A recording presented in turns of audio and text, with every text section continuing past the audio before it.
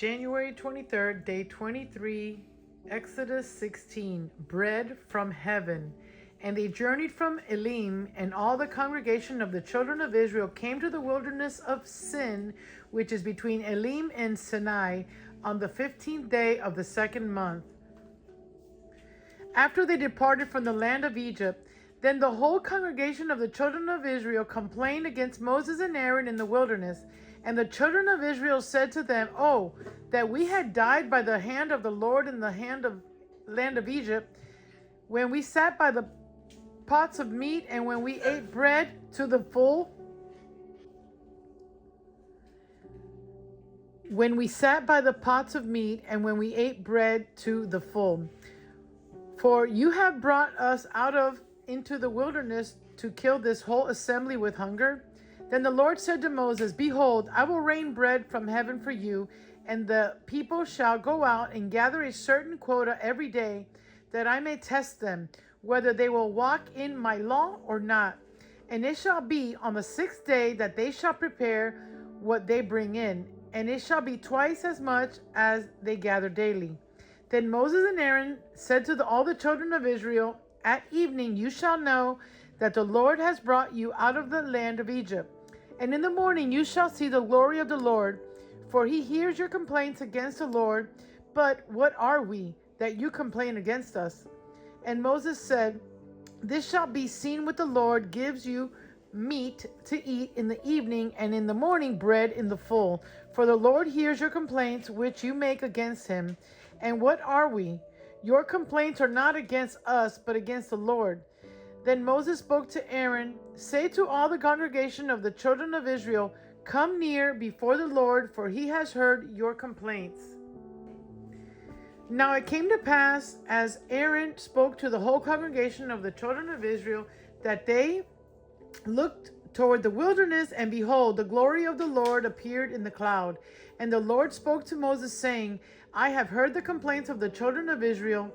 Speak to them, saying, At twilight you shall eat meat, and in the morning you shall be filled with bread. And you shall know that I am Lord with your God and your God." So it was that quail came up at evening and covered the camp, and in the morning the dew lay all around the camp. And when the layer of dew lifted, there on the surface of the wilderness was a small round substance as fine as frost on the ground. So when the children of Israel saw it, they said to one another, "What is this?" For they did not know what it was. And Moses said to them, "This is the bread which the Lord has given you to eat. This is the thing which the Lord has commanded. Let every man gather it according to each one's need, 1 omer for each person, according to the number of persons. Let every man take for those who are in his tent." Then the children of Israel did so, and gathered some more, some less. So when they measured it by the omers, he who gathered much had nothing left over, and he who gathered little had no lack. Every man had gathered according to each one's need. And Moses said, "Let no one leave any of it in the morning till morning." Notwithstanding, they did not heed Moses, but some of them left part of it until morning, and it bred worms and stank. And Moses was angry with them. So they gathered it every morning, every man according to his need. And when the sun became hot, it melted. And so it was on the 6th day that they gathered twice as much bread, 2 omers for each.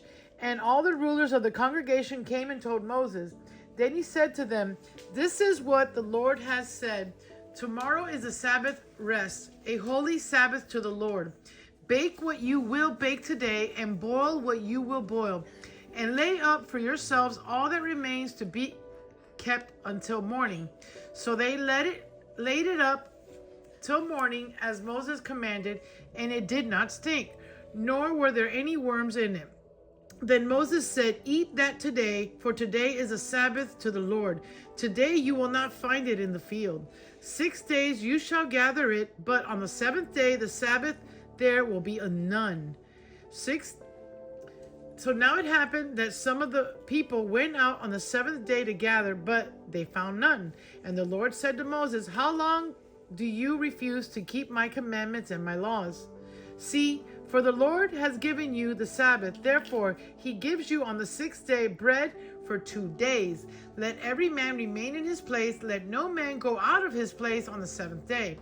So the people rested on the seventh day, and the house of Israel called its name manna, and it was like white coriander seed, and the taste of it was like white wafers made with honey. Then Moses said, This is the thing which the Lord has commanded. Fill an omer with it, to be kept for your generations, that they may see the bread with which I fed you in the wilderness when I brought you out of the land of Egypt. And Moses said to Aaron, Take a pot and put an omer of manna in it, and lay it up before the Lord, to be kept for your generations. As the Lord commanded Moses, so Aaron laid it up before the testimony to be kept. And the children of Israel ate manna 40 years until they came to an inhabited land. They ate manna until they came to the border of the land of Canaan. Now, an omer is 1/10 of an ephah, water from the rock. Then all the congregation of the children of Israel set out on their journey from the wilderness of Sin, according to the commandment of the Lord, and camped in Rephidim. But there was no water for the people to drink. Therefore the people contended with Moses and said, Give us water, that we may drink. So Moses said to them, Why do you contend with me?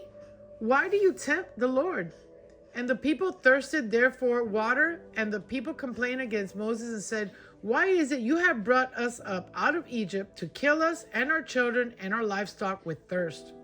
So Moses cried out to the Lord, saying, What shall I do with this people? They are almost ready to stone me. And the Lord said to Moses, Go on before the people, and take with you some of the elders of Israel. Also take in your hand your rod with which you struck the river, and go. Behold, I will still stand before you there on the rock in Horeb, and you shall strike the rock, and water will come out of it, that the people may drink. And Moses did so in the sight of the elders of Israel. So he called the name of the place Massah and Meribah, because of the contention of the children of Israel, and because they tempted the Lord, saying, Is the Lord among us or not? Victory over the Amalekites. Now Amalek came and fought with Israel in Rephidim. And Moses said to Joshua, Choose us some men and go out. And Moses said to Joshua, Choose us some men and go out, fight with Amalek. Tomorrow I will stand on the top of the hill with the rod of God in my hand. So Joshua did as Moses said to him and fought with Amalek. And Moses, Aaron, and Hur went up to the top of the hill. And so it was, when Moses held up his hand, the Israel prevailed, and when he let down his hand, Amalek prevailed. But Moses' hands became heavy, so they took a stone and put it under him, and he sat on it. And Aaron and Hur supported his hand, one on one side and the other on the other side, and his hands were steady until the going down of the sun. So Joshua defeated Amalek and his people with the edge of the sword. Then the Lord said to Moses, Write this for a memorial in the book and recount it in the hearing of Joshua, that I will utterly blot out the remembrance of Amalek from under heaven. And Moses built an altar and called its name, The Lord is my banner. For he said, Because the Lord was sworn, the Lord will have war with Amalek from generation to generation. Jethro's advice. And Jethro, the priest of Midian, Moses' father-in-law, heard of all that God had done for Moses and Israel, his people, that the Lord had brought Israel out of Egypt. Then Jethro, Moses' father-in-law, took Zipporah, Moses' wife, after he had sent her back with her 2 sons, of whom the name of one was Gershom, for he said, I have been a stranger in a foreign land.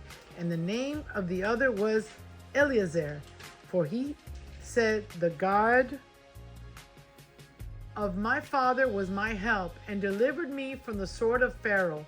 And Jethro, Moses' father-in-law, came with his sons and his wife to Moses in the wilderness, where he was encamped at the mountain of God. Now he had said to Moses, I, your father-in-law Jethro, am coming to you with your wife and her 2 sons with her. Moses went out to meet his father-in-law, bowed down and kissed him. And they asked each other about their well-being, and they went into the tent. And Moses told his father-in-law all that the Lord had done to Pharaoh and to the Egyptians for Israel's sake, all the hardship that had come upon them on the way, and how the Lord had delivered them. Then Jethro rejoiced for all the good with which the Lord had done for Israel, whom he had delivered out of the hand of the Egyptians. And Jethro said, Blessed be the Lord, who has delivered you out of the hand of the Egyptians and out of the hand of Pharaoh, and who has delivered the people from under hand of the Egyptians. Now I know that the Lord is greater than all the gods, for in the very thing in which they behaved proudly, he was above them. Then Jethro, Moses' father-in-law, took burnt offering and other sacrifices to offer to God. And Aaron came with all the elders of Israel to eat bread with Moses' father-in-law before God. So it was the next day that Moses sat to judge the people, and the people stood before Moses from morning until evening. So when Moses' father-in-law saw all that he did for the people, he said, What is this thing that you are doing for the people? Why do you alone sit, and all the people stand before you from morning until evening? And Moses said to his father-in-law, Because the people come to me to inquire of God. When they have difficulty, they come to me, and I judge between one and another, and I make known the statutes of God and his laws. So Moses, his father-in-law, said to him, The thing that you do is not good. Both you and these people who are with you will surely wear yourselves out. For this thing is too much for you. You are not able to perform it yourself. Listen now to my voice. I will give you counsel, and God will be with you. Stand before God for the people, so that you may bring the difficulties to God. And you shall teach them the statutes and the laws, and show them the way in which they must walk, and the work they must do. Moreover, you shall select from all the people able men, such as fear God, men of truth, hating covetousness, and place over them to be rulers of thousands, rulers of hundreds, rulers of 50s, and rulers of 10s, and let them judge the people at all times. Then it will be that very great matter that they shall bring to you, but every small matter they themselves shall judge. So it will be easier for you, for they will bear the burden with you. If you do this thing and God so commands you, then you will be able to endure. All the people will also go to their place in peace. So Moses heeded the voice of his father-in-law and did all that he had said. And Moses chose able men out of all of Israel and made them heads over the people, rulers of thousands, rulers of hundreds, rulers of 50s, and rulers of 10s. So they judged the people at all times. The hard cases they brought to Moses, but they judged every small case themselves. Then Moses let his father-in-law depart, and he went his way to his own land. Psalms for today is Psalms 23, the Lord, the shepherd of his people. The Lord is my shepherd, I shall not want. He makes me to lie down in green pastures. He leads me beside the still waters. He restores my soul. He leads me in the paths of righteousness for his name's sake. Yea, though I walk through the valley of the shadow of death, I will fear no evil, for you are with me. Your rod and your staff, they comfort me. You prepare a table before me in the presence of my enemies. You anoint my head with oil. My cup runneth over. Surely goodness and mercy shall follow me all the days of my life, and I will dwell in the house of the Lord forever. Amen.